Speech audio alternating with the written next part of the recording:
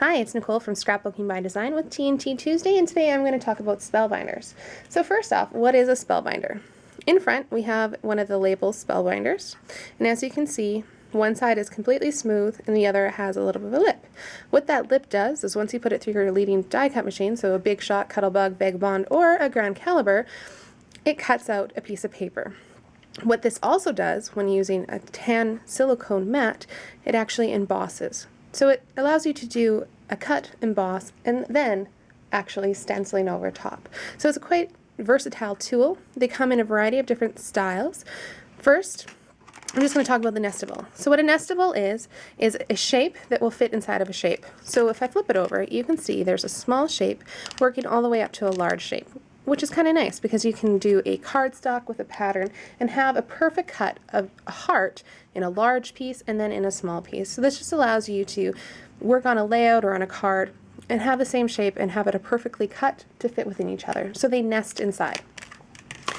Another type is the shapeabilities. So this one here is the new poinsettia that comes out, and if I flip it over, you'll see that there is the die cut with the rule, and then there's these markings here, which is quite neat because when you actually emboss with this, you're going to have a beautifully embossed poinsettia. So you can see how there's all this detailing in here, which will make a really pretty poinsettia flower. You can also use your inks over top of it, so even adding more dimension to it. So if you're liking that layered look on your card or layout, this is an excellent way to achieve that.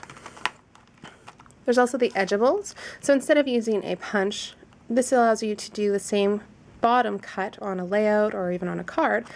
They're quite long in size, so if you have something that you want to have a longer piece, you're able to achieve that. They come with 3 different pieces. One is just the main cut, and then they have the decorative edging with it. The other kind is called the Grand Nestables. So these are larger in size, and this is the sample of these ones here. They're quite large, and not all machines will fit. Some of the smaller ones may fit into your Cuttlebug or a Big Shot, so not all of them will. These will definitely fit into the Grand Calibur by Spellbinders, so you're able to use that. But you're not able to cut through that thick of material. Sometimes you can cut through at least 3 pieces of paper, but anything more like chipboard or such, you won't be able to. So that's the kind of the downside of the Grand Caliburs. Shapes, or even the Spellbinders at that, is that it doesn't go through a heavy medium such as chipboard or tin. You're kind of limited to paper or cardstock. I mean, you can try it, but you don't want to actually wreck your Spellbinder. So I'm just going to discuss a few tips with using your actual Spellbinders, and I'm just going to pull out one of my machines to do so. Okay, so I have my Big Shot in front of me. I have the multi-purpose platform down, and all of the tabs are down, so nothing's extending out. And I have my plastic plate. You'll actually see that there is some indentations that are on there from previous Spellbinder cuttings, and that's completely normal, so you don't have to worry about that. So what you're going to do is you're going to find a piece of paper that you want to cut. I'm just going to grab a piece of cardstock. I'm going to lay down my Spellbinder. And if you lay it down and you have a nice shape, you can actually use the inside and the outside, so then you can have the label part and then the exterior, which is kind of nice sometimes if you like that shape. So keeping your excess is always a nice thing. So once I'm ready to cut, I just put my plate over top and I just run it through. You might hear a snap. The Cuttlebug definitely does make more noise when it does go through. So now it's ran completely through, just bringing it back over. And you can see that you have a die cut piece that cuts perfectly, as well as the shape. So what I do is I just put it back inside of that shape, lining it up. Sometimes it takes a quick second to put it in there. Removing my plastic plate and opening up one of my tabs. I then put my plastic plate back in, because you never want to have it on your multi-purpose platform. Laying it down and just having it fit inside of there. So now it's in. I'll get my tan silicone mat, and this is a gasket plate. It eliminates the kniving, the metal rule to cut through any more paper. So now I have that on, and it looks like it's not perfectly lined up on my Spellbinders, and sometimes it can be kind of difficult. So It doesn't always work, and you can see how it's just running through really smooth. And if it's running too smooth, sometimes you need to actually put in a shim. So what a shim is maybe a piece of paper or two, and it just allows there to be, and even just one piece of paper, it's amazing how it will help that impression. So this portion right now, I'm actually just doing the embossing part. So I bring it back over, and you can see that now I have an embossed edge around there. Pretty nifty. If I put this back on, I could either ink around it, so now I have a stencil, and that could be a lighter color or darker color, and just giving you that effect. Or I could actually have that other piece that I had cut, fit it into there, I could emboss it as well, or I could ink around here. So it's just giving me that stenciling opportunity. So this is the Spellbinder using the Big Shot. So, as I had said that when I was doing the embossing part, sometimes your paper moves, and that can be really frustrating. So one of my tips is when you have your pieces of paper ready to go, here's my cardstock again, and then my die cut, which is right here. I actually just bring out a Post-it note, and the Post-it note just allows it to stay completely snug, and of course, I can't find it. Okay, so remember when I was doing the embossing and I said, oh, it doesn't fit in there completely, and sometimes it's a little tricky. So here's a tip. What you do, you lay down your cardstock, you put your Spellbinder on top, and you get a Post-it note, sticky side down, and you lay it on top of the paper as well as that die cut. So now your Spellbinder is not going to move, especially when you put on this plastic plate. It's going to stay taut. So let's say you're cutting out a picture of your long lost grandma and it's the only picture you have left. This way, when you're actually cutting it out, you don't have to worry about the Spellbinder shifting and moving on you and you wrecking a picture of something that's really dear to your heart. And it's just something that won't actually wreck your picture either, because it's a Post-it note and the adhesive on it isn't going to wreck it. So same idea, you run it through, you can hear that cracking, nothing wrong with that, and that's because there is a little bit more of a shim on that, even just with one Post-it note. Running it back through, removing it, and now you can see how it's there and a lot easier. So once again,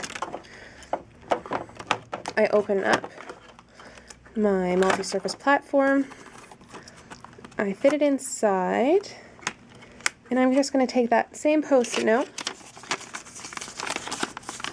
finding my sticky side, and laying it down on top, getting my gasket, putting it on, and getting one of my plastic plates again, and I'm just going to run it through.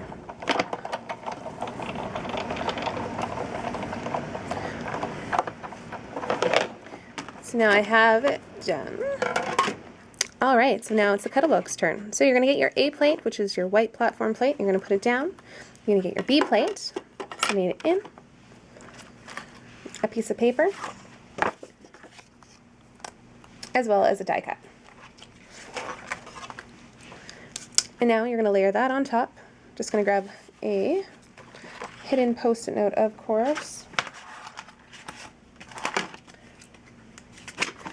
Post-it note, just so it doesn't shift around when I put that other plate down. And now I'm going to grab my C plate, which is the thickest of them. And if you actually buy the new cuttlebug, you actually won't be able to get the C plate with the purchase. You'll actually have to buy it separately. So running it through and all the way down. Okay, so now what you do, you just take it, flip it over. Now it's inside, and I'm going to get my gasket. And now when you're doing the embossing, the one thing you have to switch up is the C plate for the B plate. So now you're doing two B plates, and you have your tan mat inside. It's just running it through to emboss.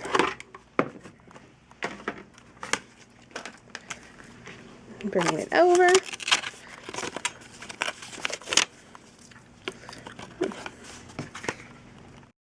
Okay, so for the emboss, what you're going to do is you're going to put your tan mat down and you're going to use a B plate. Now, depending on your actual cuttlebug, sometimes you need to put in a shim just to have enough pressure when you're actually using your Spellbinders. So I'm just going to put a piece of paper in and I'm going to run it through, and that should give me enough tension to get my emboss done. bringing it over, removing pieces, and bringing out my emboss section. And just that, having that post-it note does an amazing way of keeping it there. So now you can see that embossed edge. So that's using the cuttlebug. Okay, so the last machine I'm going to showcase is actually the Grand Calibur by Spellbinders, and we are going to set up and emboss. So I just wanted to show this technique because some of you may not know that you can just emboss and not have to cut all the time. So it's something that's kind of nice if you wanted to have something that's kind of a little bit fancy on a card or whichever you're working on. So the Grand Calibur has a larger entrance. It has 3 plates, so the A plate, the B plate, and that's just my tan mat that fits, as well as my C plate. So it's easy as A, B, C. So for this one here, we're just going to use the A and B, and what I'm going to do is I'm just going to set it up, starting with my base plate.